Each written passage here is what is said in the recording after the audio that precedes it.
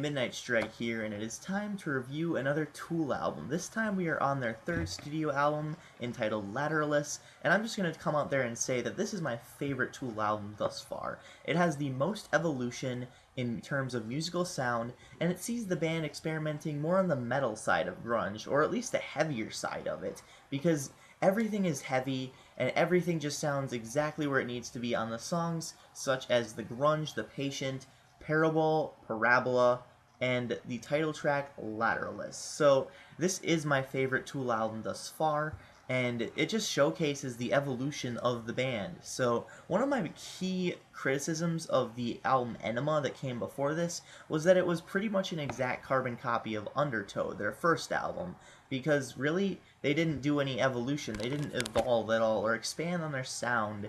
You know, give us more of what we love, but give us something a little different on the side. So that all changes with the turn of the century with Lateralus. Now we have Lateralus, we have different vocal effects, we have a different tune setting, we have different, guitars. They still retain the crunch of the previous ones, but sometimes they echo a little bit more, and it's just a bit more distorted. It sounds really crisp and clean and awesome. And I really like the setting on this one. This is probably, like I said, my favorite Tool album. Even excluding Schism and Parabola, it's still got The Grudge, The Patient, and just the Lateralus, the title track. So I really like this album a lot. So getting into it, the album opens up with the 8-minute and 35 long epic, The Grudge.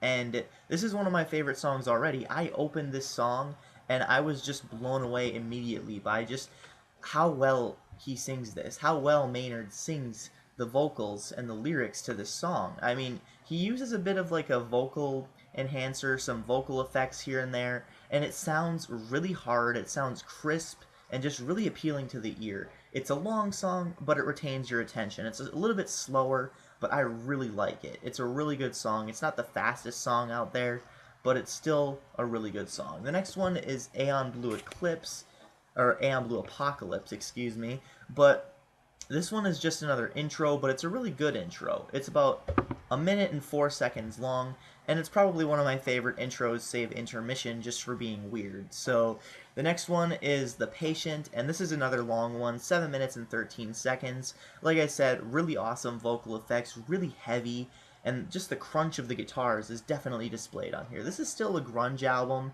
but like I said, it goes more on the metal side of grunge, or at least on the heavier part. So, like I said, though, awesome songs. The Patient, awesome. It's another long one, and it also keeps your attention. Mantra, this is an okay intro, I suppose. It's just kind of this sound that's getting louder until you get into Schism, which is probably my favorite Tool song so far. I mean, I know I heard it before, but I barely remembered it, and now that I'm hearing it again in circulation with the rest of Tool's discography, it all makes sense. And this is probably the turning point of just everything Tool, because this is where they deploy pretty much their entire arsenal, everything they have, and it's awesome. It sounds great. It sounds fantastic. I really like the intro, and just the overall riff structure is just really unique and something I've never really heard before in the song, besides in this one, of course. Number 6 is Parable, and it's a really slow opener to the next song, Parabola, and this is a faster one, probably the fastest song on the album.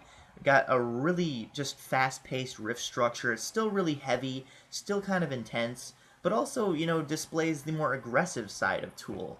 So the next one, Ticks and Leeches, good song. Didn't really care for it as much as the other ones. It's more of a filler track as compared to what we've heard so far on the album, but it's still a very good song. The next one is Disposition. This one, it's got this really calm, relaxing atmosphere to it. I bet if they made a music video for it, I don't know if they have or haven't, it would just, it would be a little calming, kind of like, Pink Floyd, where it's just really mellow and chill. That's what it sounds like here. Not really one of my favorites. I wouldn't necessarily listen to it again, mind you, but it was a good song. It was a decent listen to start with. Reflection, kind of the same vein, except for 11 minutes longer. Triad, this is a little bit heavier and a little bit more intense. Not really, there's no like vocals. There aren't really many vocals to be found on the last 4 tracks, but that's okay. I mean, I'm not complaining. Triad's got like this weird, like atmospheric kind of heavy guitar in it, and just a lot of other effects on the drums and say the bass and just everything else. Maybe there's a little bit of distorted vocals in there, thrown in there sometimes, and it sounds good. The last one is, excuse me if I butcher the name, Thaptoid, something like Thaptoid? I don't know. I don't know how to pronounce it, but it's an interesting kind of really distorted outro, much in the vein of, or I guess the Leaving This World Behind by Trivium is much in the vein of this, because this came first. But that's just really what it reminded me of, because I've heard, Leaving This World Behind first. So it's kind of like that. Those two intros are much in vein of each other. And it's kind of ironic, because I did review Trivium last month for my Summer of Discography reviews, and that was the last album that I reviewed by them, in waves. So we'll see how Vengeance Falls comes up, and we'll see if Tool releases another studio album after 10,000 Days, which is, of course, the next Tool album I'm going to be reviewing pretty soon here. So, overall, this album, it has some filler tracks here and there, and, the reason why I can't really get into Tool as much as I would like is just because of all the silent tracks, all the weirdness of the band, but I do enjoy a vast majority of it. Like on their EPs, I enjoyed a vast majority of pretty much everything that was displayed. So for this album, I'm gonna give it probably a 9.3 out of 10. Yeah, I know it's a weird rating, but what can you say? 9.3 out of 10. This is Midnight Strike 3625. Keep calm and rock on.